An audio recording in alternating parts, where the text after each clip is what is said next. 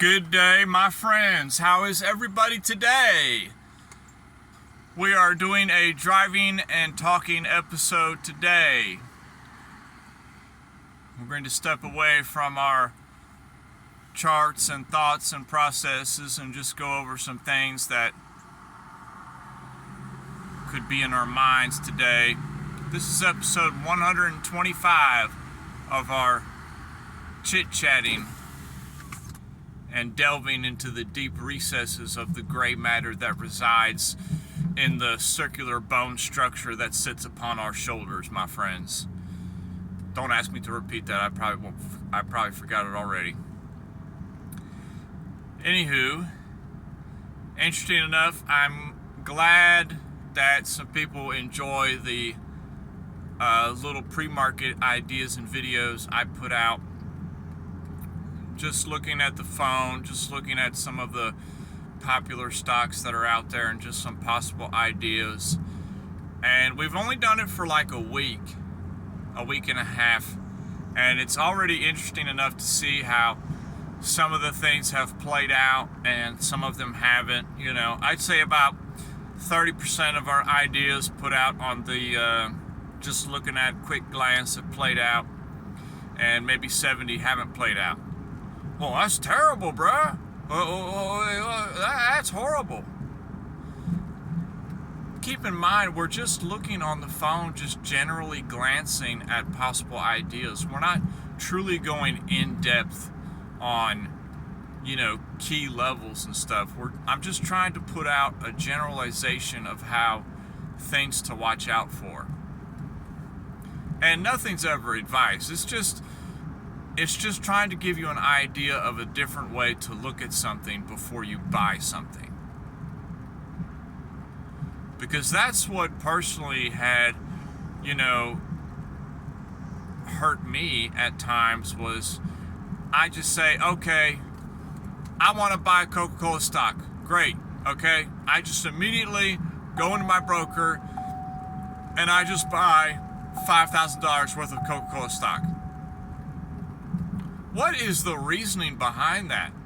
Okay, yes, I like Coca-Cola as a company. Yes, I want to invest in Coca-Cola. Yes, I think that their dividends that they pay out is nice. Yes, I want to hold some shares of Coca-Cola. Great. I mean, are you just going in and just immediately buying it without any thought as to what the price action could be doing, as to what the chart could be conveying to you? I mean, really, this is like the whole point of why I went down the long rabbit hole of technical analysis to begin with on trading. Was I needed to understand some key fundamentals, not only to see the way the market that everybody else sees it, which is a benefit because you can A, go with the trend, or B, trade against them, but B, also to just be able to formulate some kind of plan and give you ideas of where and when you might want to purchase something. And it's a lot like our our Pepsi plan. We have this Pepsi idea that we've been looking at for the past week.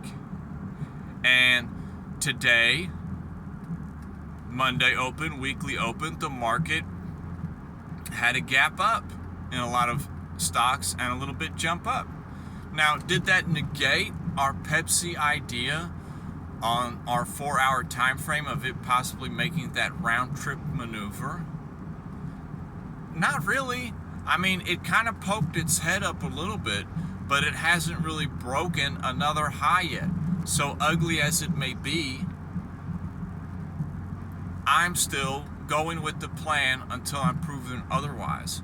I've talked about this too in episodes before, how when you have a plan, until you are clearly proven otherwise by your invalidation areas, then you don't change your plan. So I'm not changing my plan. Pepsi, it can shoot to the moon for all I care. It doesn't matter. On the daily, yes, I do see some potential for it to go up, but I'm focused on that 4 hour if it's going to fill out that round trip and go down to that demand zone or not. If it does, wonderful. I'm watching it. I'm ready for it. I will nab it up on the areas where I had said I would pick it up at. Otherwise, I'm not interested in it. And I'm moving on to the next thing. That's kind of like one of the key things to keep in mind when you're in the trading game is you have to have a plan for something, know when you're getting in and out, and stick to it. If it doesn't do your plan, then guess what? You didn't have a trade on that thing. Your idea was wrong. No big deal. You move on to the next one. Once you have set up your plan, you've written it down, you've marked it on the chart, whatever you got to do to put it down in writing. Once you have that, you're done with it. You're done with your analysis on it. Move on to the next one. Set your alerts on it and walk away. The more you look at something, the more you're going to keep changing your mind, a little wishy-washy, and doubting whatever idea you had. And it gives you time. The better you get at analyzing those setups, it gives you time to go on to the next setup and find one. There's always another setup out there on something else. You just have to search for it, and that takes work. Nobody likes to work. Everybody just wants to throw money down and get paid. You're going to get burned if you're having that mindset. You have to put in hard work at this to make money from it. There's thousands of people out there that are working 100 times harder than you are at it, and you're expecting to outtrade them. Don't base your trading skills on luck alone. Put the work in it. I love everybody. That's all I got. And I will talk to everybody on the next one. See ya.